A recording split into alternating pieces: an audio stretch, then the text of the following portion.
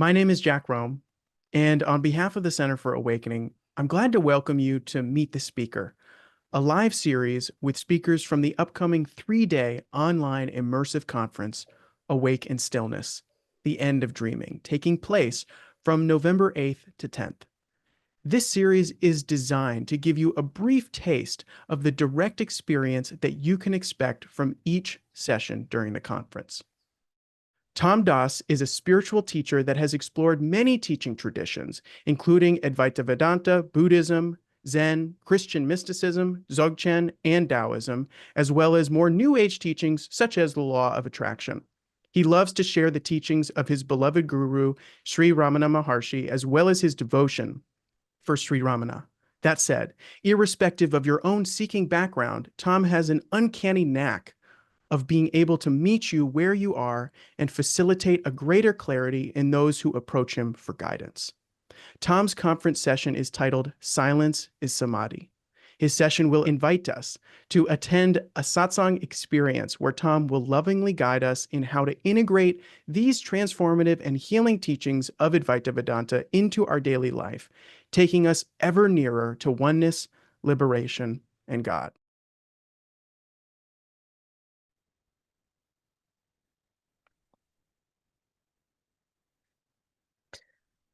Silence is samadhi. Samadhi is silence.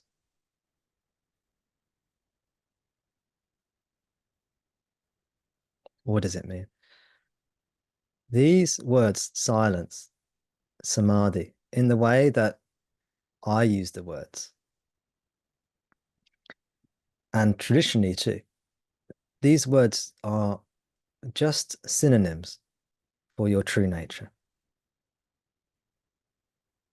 Your true nature, what you actually are, not what you pretend to be, or what you may think you are, but what you actually are, doesn't have a name. We can call it our true nature. We can call it lots of different names, lots of different words. All these different words in the teachings are useful to point out what we are. And one of the pointers is silence. Our true nature is silence.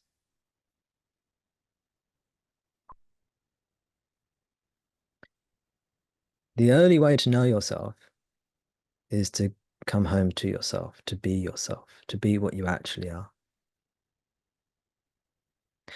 And the only way to know yourself is through silence, also known as samadhi. Samadhi.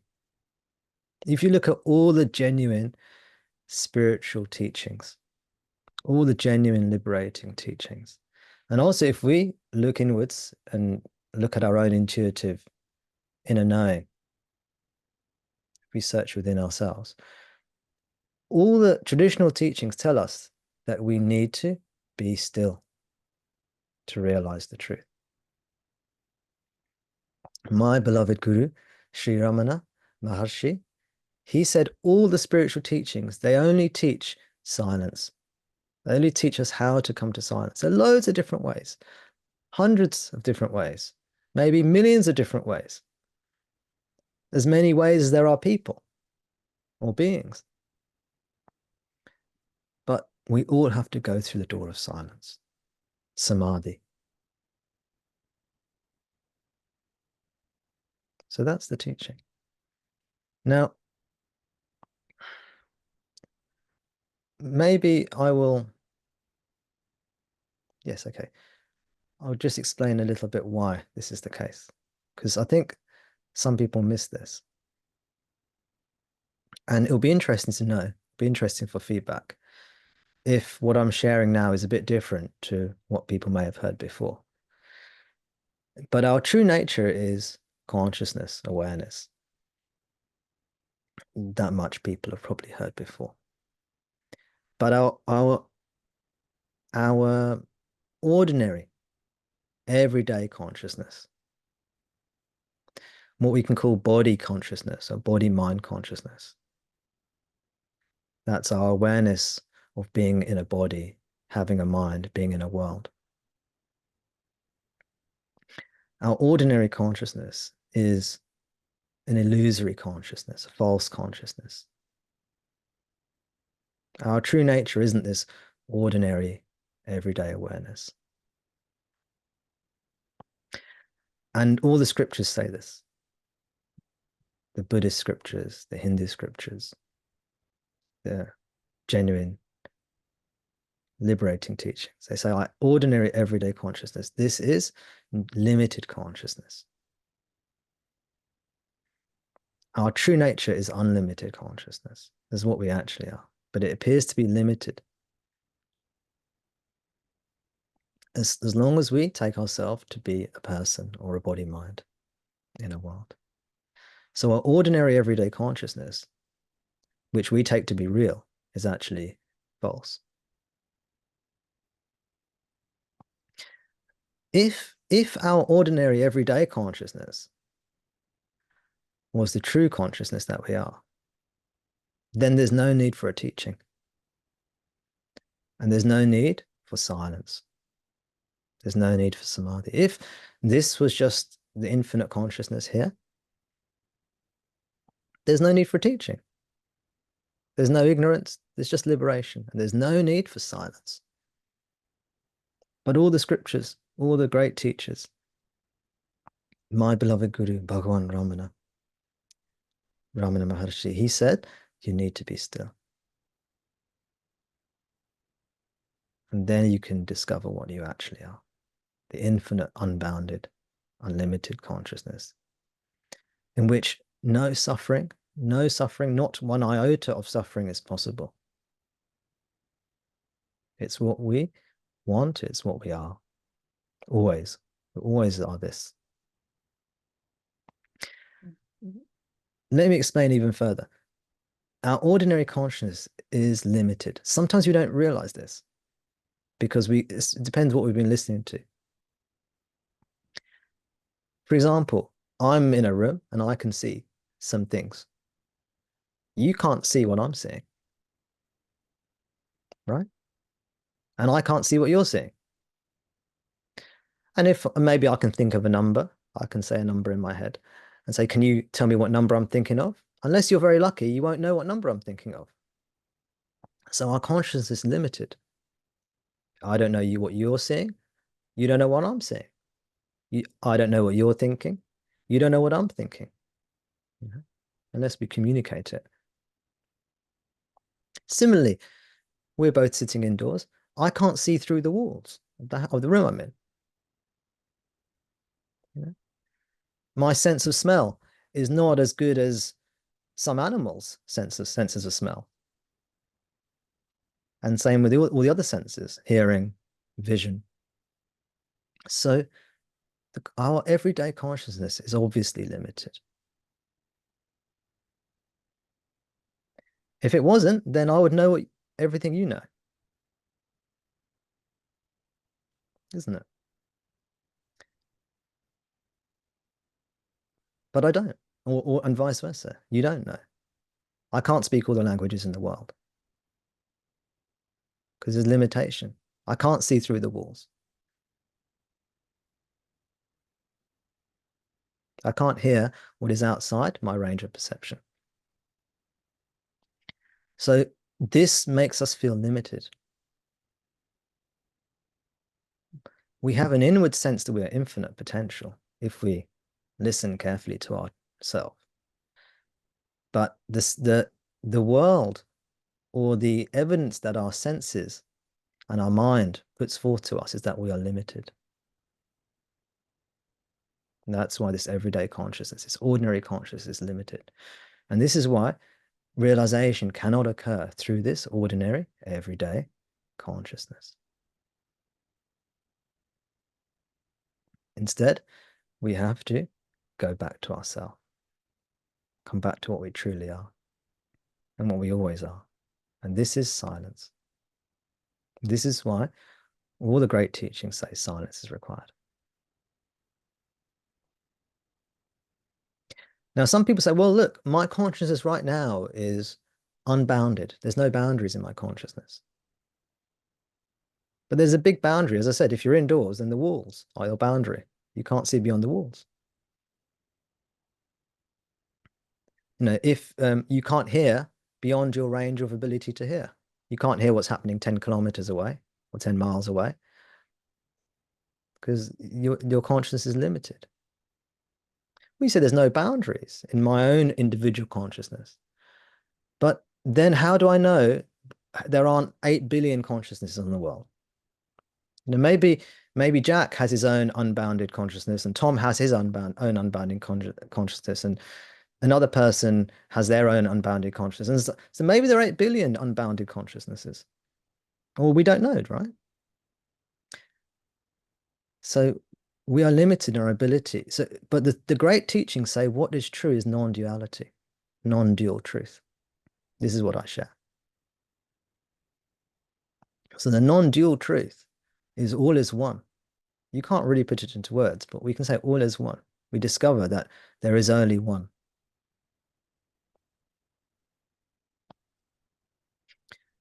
In the New Testament, Jesus said that we should go inward into our own secret place and pray to the Lord God who is one in silence. He said, do not be like the Pharisees who pray outwardly on the streets and make a big show of it. He said, we should pray within, in our hearts in secret, to the Lord God who is one. How do we know God is one and not 8 billion? How do we know consciousness is one? We cannot know through our ordinary everyday consciousness. We can only know when we go back into our own hearts, silence. Then we will discover the unity of consciousness, not otherwise. And this is why the teaching of silence, samadhi, is so important. You don't have to call it silence. You don't have to call it samadhi. You can call it what you like. You don't even have to know about it consciously, but you just have to go into yourself somehow, either deliberately or unintentionally, spontaneously. It can happen too. And this teaching is a science. It's very much like science, because just as science teaches us to distrust our senses and investigate truth. For example, the earth seems flat. It doesn't matter how far you walk, it seems flat. But we're to distrust our senses and investigate. We discover the earth is spherical. Same with the motion of the earth around the sun. It appears to our senses that everything's going around the earth. But if we investigate, we discover this is not true. You see? In the same way, it appears that we are limited. But when we investigate within, go towards I am, myself, we discover this truth. And when we go deep within, this is samadhi, this is silence. This is inner spiritual knowledge that is open and available to everyone, always.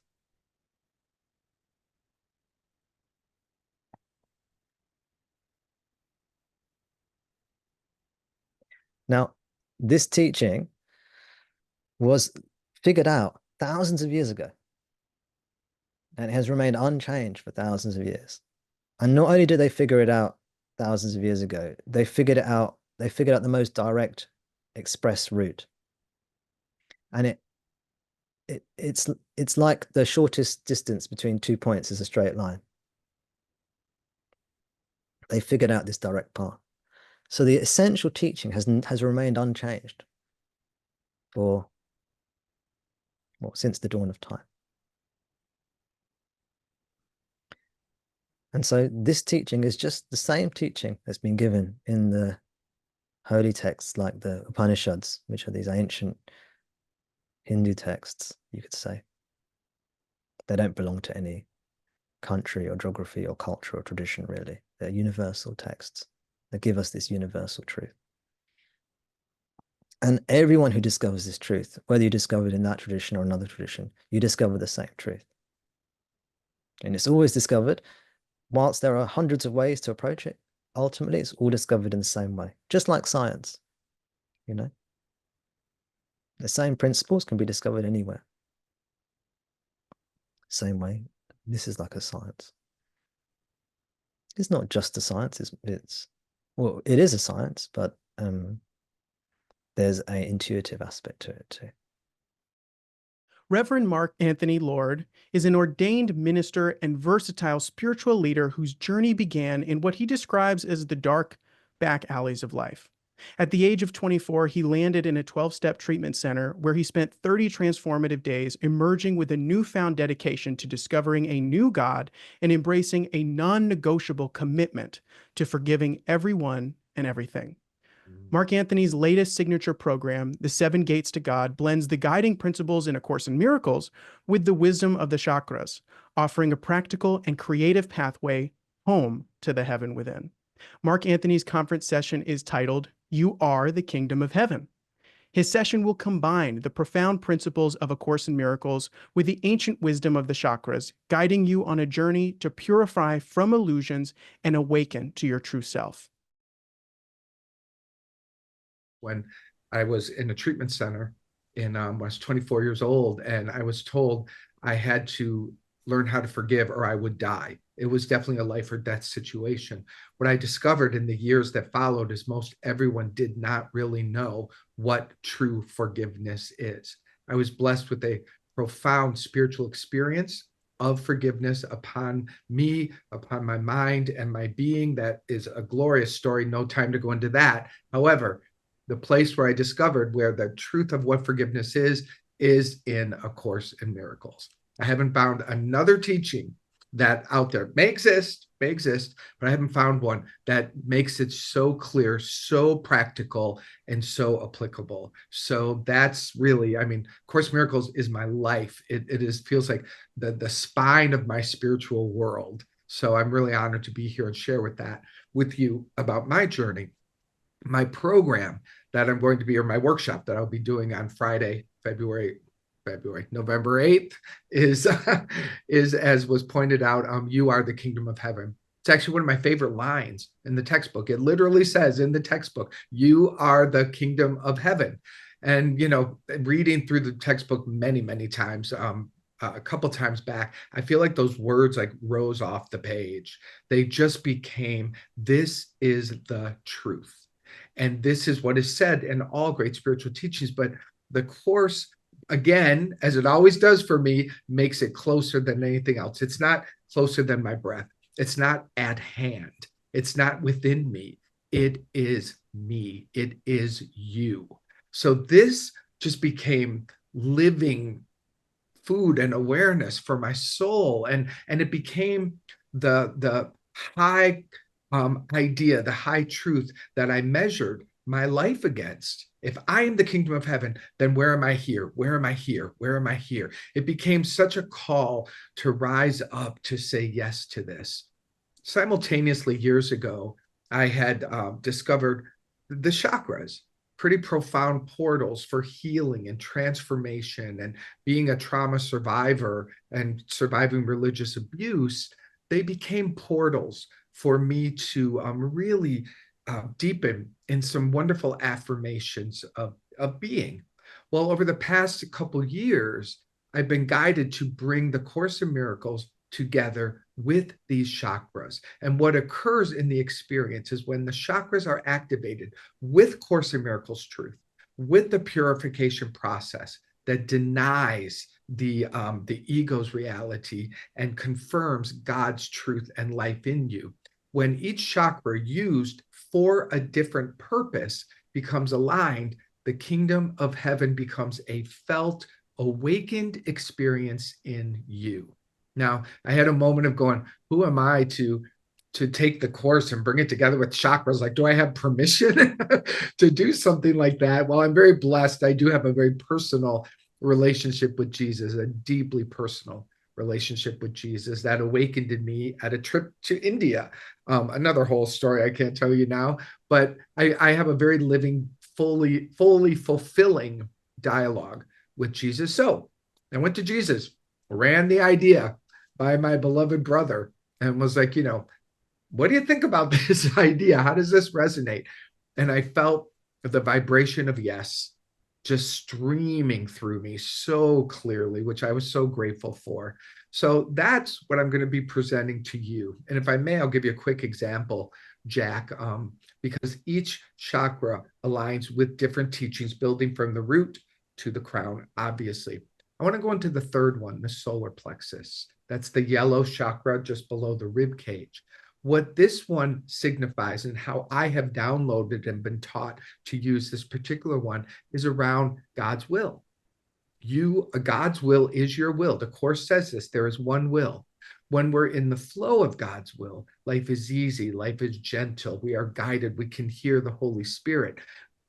When we are afraid, when the ego has us, when we are lacking faith, we become controlling, we become willful, we imagine a separate will from God. So through this third portal, this chakra, we have the opportunity to free ourselves from the need to control, free ourselves from even attempting or wanting a separate will, and going deep into the truth and the power of how good God's will is in you. So through that one portal, we purify any separation of will.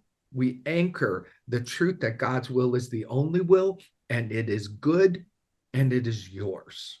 When that chakra becomes anchored in that powerful truth, imagine how easy it is to walk in God's will. Or when you feel you're out of alignment or lacking some faith in God's will, when you're in a personal experience of life, you can tap into that chakra portal. You can tap in and you can put your hands over and say, God's will is my will, and it is only good. And so we're using energy. We're using the physical body. We're using the truth that is inside of A Course in Miracles to activate the kingdom of heaven, not in you, but as you. So that's what we're going to focus on in my workshop. Wow. Wow. Beautiful. So you gave an example, and it sounds like, just to extrapolate, there's alignment with God's will in the solar plexus, that chakra, but there are the six others, and I can imagine there's a teaching from the Course for each chakra. Is that right? That's where it will Exactly. head? Yeah. Okay. Yeah. I just pulled one out, but yeah, Sure. chakra Sure. builds root, builds on the second, builds on the third. Wow. Yeah. So, I could Wow. just a quick overview. The root chakra anchors us in our deep safety and security and belonging to God. So it begins the process of healing the primal lie, or the only lie, which is that we're separate. So we start with the root chakra to release us from that lie and purify and remember the truth of our being, that is all that we are, that we are safe in God. Then we move to the second chakra, which is the sexual power, the delicious passion, and that represents the place where our guilt and our shame resides. That's it, because guilt is a real powerful energy of the ego. So it is in that second chakra where we really do a deep release of the guilt and the shame. And then we activate that beautiful life force that is ours, much greater than this world of form, your inherent true passion and power. Then going up to the heart, since I went over the solar plexus, that's where we really move into the activation of forgiveness. With the first three chakras open and flowing, now you become available to use the power of love, the Christ heart, not the physical heart. The physical heart is misused and misunderstood and tried, and it's burdened with stress and pressure. But when we awaken the Christ heart that is in back of it, and we activate that Christ heart has the power to forgive and free you from absolutely everything. Everything. Then once that is activated, you're really flowing. Now we move up to the throat chakra, which is for your creative expression, because the Course is very clear. It says that from the ego we make, but from the spirit, from the I am self, from your divinity, you create. You are, another famous loving or quote I love from the Course, you are created to create the good, the beautiful, and the holy. Well, you've got to be in alignment to do that. And this is your creative power. And when that creative power, your word, is aligned with your divinity, And in the holy instant, this is when you are available and able to actually create the good, the beautiful, and the holy. Then we move up to the sixth chakra, which is the awakening of your psychic abilities. I love that the Course brings this into its conversation at different points.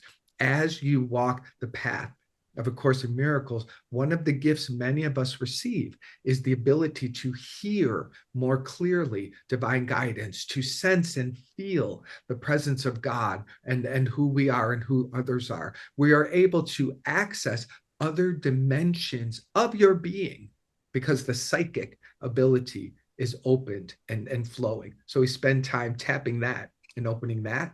And then the crown chakra represents the God is. God is. I don't know if you know the story of when Helen Schuckman had a dream and she was in a cave or something. I may be mistelling it a little bit. Forgive me, anyone who's a real historian. But in the story, she's led to the scroll, and she's told if she opens the scroll to the left, she will be shown the past. If she opens the scroll to the right, she will be shown the future. But wisdom guided her to open it to the middle. And the only thing that it said is God is. This is the revelation in the seventh chakra, which activates the alignment and awakens you to the kingdom of heaven that you are.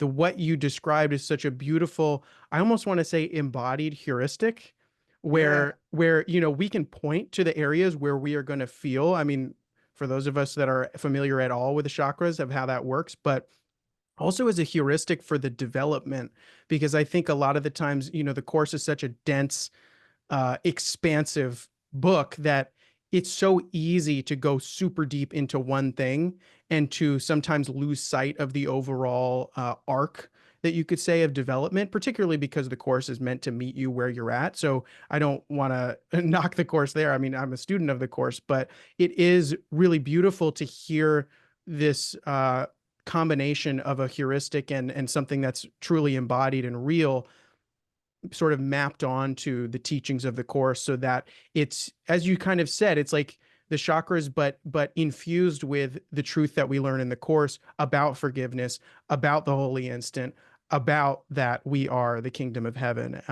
Really appreciate you putting those things together. So glad that you felt that yes vibration, Yeah. and that we'll get to hear about it in much more deeply during the conference as well.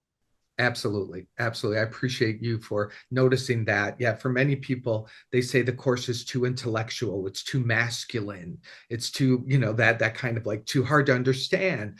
And the embodiment of it, I think, is such a beautiful thing. And the Course talks about, the body in the ego's hands is used for destruction and disease. The body, when given to the Holy Spirit, becomes an instrument. It becomes a vessel for healing and for the forgiveness and the revelation. So that's another way to think about it. We're Mhm. using the body in the positive, Holy Spirit directed way to activate what we are. Lisa Natoli is a spiritual teacher and author who overcame addiction and emotional turmoil through A Course in Miracles. Despite this healing outcome, however, she still struggled with stress and guilt until an incurable autoimmune disease led her to welcome the pain and symptoms, finally embracing non-duality and self-inquiry. This ultimately resulted in a profound realization of consciousness as her true, real self. Lisa now shares her insights on mind-body healing, transformation, and enlightenment. Lisa's conference session is titled Recognizing Our True Nature Through Listening to the Body. Her session will invite us to allow the body sensations to awaken and come alive. What most people call my body or the body is memory, nothing more than chronic conditioning that is a jumble of learned habits, beliefs, patterns, and thoughts about yourself, others, and the world. When you learn to live as presence, silence, and stillness, the energy of your true self begins to reorchestrate the body pattern which you think is you. You are not the physical body, she says. So what are you? So I love being interactive with people. I've been on this path for 30 years, and for the longest time it was very conceptual. I knew all the spiritual teachings, I knew the words, I knew the language. but I wasn't having the direct experience of peace, joy, ease, flow, happiness. And really, and I never had heard until 2018 in a language that I really could hear about identification as consciousness, as presence, as awareness. And had been sick, like you said, this incurable autoimmune disease, been struggling for 5 years. Nothing was working. I tried the medical route, the alternative therapy route, diets, spirituality, metaphysics, prayer, the whole thing. And I think what happens for each and every one of us is we come to a place where it's like it's the end for you. I tried everything and nothing was working. And that was where something new got introduced, where I saw, am I going to keep struggling for the rest of my life? Is this going to be my life? Am I going to just keep judging myself and fighting myself and attacking myself and asking, why is this happening? And how did I cause this with my thoughts? And how can I heal this? And oh my God, I'm doing something wrong. I mean, the classic things people do when they're dealing with pain or physical symptoms. And then I started hearing about welcoming. I started hearing from non-dual teachings about welcoming everything as it is. And that led me into reading more and finally landing on Jean Klein and his teacher, Atmananda Krishna-Menon. And that's what I'm going to be doing in my session, because their entire teaching is an invitation to come into the body, get out of the head, stop trying to escape the emotions, and actually bring yourself back into the sensation and the feelings so that you can actually see the stories, the patterns, the chronic way you show up. And I'm very interactive as a teacher in these workshops, so I will be using the chat board. And I guess I'll just start right now with one of the questions I'm going to ask. For anyone who's experiencing a problem, a difficulty, a pain, a physical symptom, how do you feel having this problem, this pain, this physical symptom, this difficulty? And don't spiritualize it. Just kind of, how do you feel? How do you feel being sick? How do you feel not having any money? How do you feel? How does it feel? And then you'll come up with something. Well, I'm frustrated. It feels overwhelming. I feel really afraid. I feel whatever it is. You want to be able to really see it, to be able to just sink in. And then I'm going to take it further with that, because once you see that these emotions, you've been playing with these emotions for a long time. So we kind of track back a little of where you as pure consciousness, infinite being, that which is never born and never dies, started living chronically in this little bondage package called the body. And once you start to see the emotions, the habits, the feelings, the stories, you're literally playing with them. And I like to use the idea of when a child is playing with a doll or a truck as a young child, and you try to take it away from them, they get really upset because they're not done playing with it. But if you just let them play with it, just play with it. After a while, the child, quote unquote, grows up, it loses interest in the toy, and they don't play with it anymore. It's sort of sitting over there gathering dust. And eventually someone comes along and just removes the toy from the room. And the child doesn't know it's gone. It stopped playing with it a long time ago. So that's like the analogy I like to use with these emotions, symptoms, sensations, stories, habits, patterns, addiction, anything at all. When you start to see, oh, I play with misery, play with suffering, I play with conflict, I play with anger, I play with judgment, I play with attacking myself, playing a game of sickness, of being weak and frail and powerless. And when you welcome it, you kind of have the freedom to just welcome it. I tell you, you lose interest. And when you lose interest with the toy, the emotion, it falls away. And you don't know when it fell away. I don't know when suffering fell away. I don't know when it fell away. But one day it was like, oh, where's the toy? Where's my toy? I didn't want it anymore, but it wasn't around.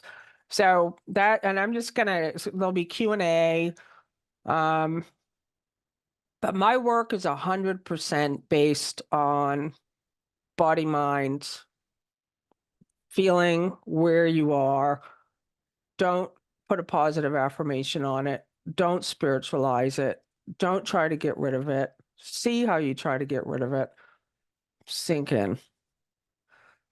A lot of people have fallen out of positive affirmation. It's like the self-help thing is sort of like almost like a little dinosaur now. It's sort of like, oh yeah, they've moved into spiritualization now. So now it's like, oh, I'm not a body. I'm free. I'm the light of the world. Like instead of putting a positive affirmation on it, we now add a statement of truth without realizing who's adding the statement of truth, which is the body identity, the personal self, the image that's not real.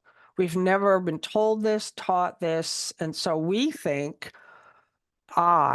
me is saying, doing something. I'm the light of the world. I'm the light of the world. I'm the presence and power of God. I'm not sick. Sickness isn't real. I'm not a body. I'm free. I'm whole and perfect. So that is the false self that doesn't know itself, that is now taking a practice on to keep itself in place and doesn't know what it's doing. So it's a hornet's nest. So the reason welcoming is so powerful is because welcoming is actually our real nature. So welcoming may seem like a practice, like I'm welcoming or I'm allowing everything to be exactly as it is.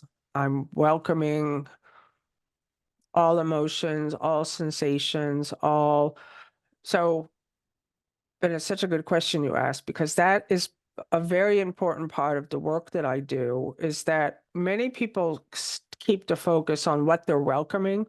So I'm welcoming pain, I'm welcoming symptoms, I'm welcoming the pattern. We do that first, and sort of immediately or simultaneously, there's an invitation to turn the focus back on the welcoming itself. So it's not like I'm welcoming cancer. I just got chills. Because welcoming is our nature. It's our true nature. It's eternal. It's changeless. It doesn't have a name. It doesn't have a gender. Our true nature is silence. There's many names for our true nature: awareness, consciousness, the light of God, the love of God, Christ. Christ is a tricky one because people start thinking of that guy 2,000 years ago. But these are words that describe our changeless being, which was never born and never dies. And so welcoming, like my own experience is when I stop resisting, fighting, judging, all the things that I did when I was struggling, when I had a willingness to just go, okay, I've been fighting now my whole life, really, but with the actual sickness and the symptoms and the pain, 5 years. Like it just was like, oh my God, how did I cause this? What is this? How can I heal it? Other people have healed it. I know I can get rid of it. And all always judging, always just feeling like I'm doing something wrong. And you see you're attacking yourself, you're like, is this loving? Like, oh my goodness. Like the hatred I had for this body that I thought was limiting me, the hatred I had for everything. And it was like, I don't want to live my life like this. So it became reasonable. And my experience is that in that silence, we take these moments, that's what we're going to be doing in my session, is just short moments to actually experience our true nature, which is always here shining. We don't have to earn it. We don't have to do another practice. We don't have to do anything, but we do have to get quiet from the busyness of the mind and the striving of the personal self, that which I am, which is our true nature, is known to you, to anyone. And once that is felt consciously, we all have those moments already of peace. It's like, oh, I don't have to do anything right now. We all have it, but we don't have it consciously. Consciously is the key here. Is like when you start to consciously know that you can access this quote unquote place of calm and flow and ease and joy and light on demand, whatever you want. It's just like, and when we rest in this open spaciousness, you start to notice, you become aware that the pain is it's either moving. It's like we thought it was so solid on my neck, my knee, and you start to kind of go, I, it's like not stuck anymore. It starts to open. It starts to, and the symptom, the story, the pattern, the conditioning, it's all starts to get a little looser. It's not stuck anymore. And so to me, welcoming is the light. It's the light of God. And that's why Jesus 2000 years ago, it says, it's not I, but the Father that does the healing. The Father is consciousness. The Father is welcoming. The Father is God. So it is not I, Lisa. I can't do anything. I, Lisa. But the light of our presence, when we rest in awareness of it, literally dissolves the pattern. So it's exciting for me to work with people, to see um, just what can happen. And, I've moved very much away from body healing. It definitely can happen. But that's part of the body that wants a body healing. When you start to see the peace and the calm and the light and the joy, and you have that realization of self, you realize that that's what everyone really wants. Like I always thought I'm trying to heal the body, and this gift got sort of put in front of me of self-realization and awakening. I wasn't even thinking that that's what I wanted. But when it happened, it was like, oh, okay. Like now I understand what people are talking about. And after that, it's just like you actually lose interest in body healing, like because you've achieved the goal of true healing.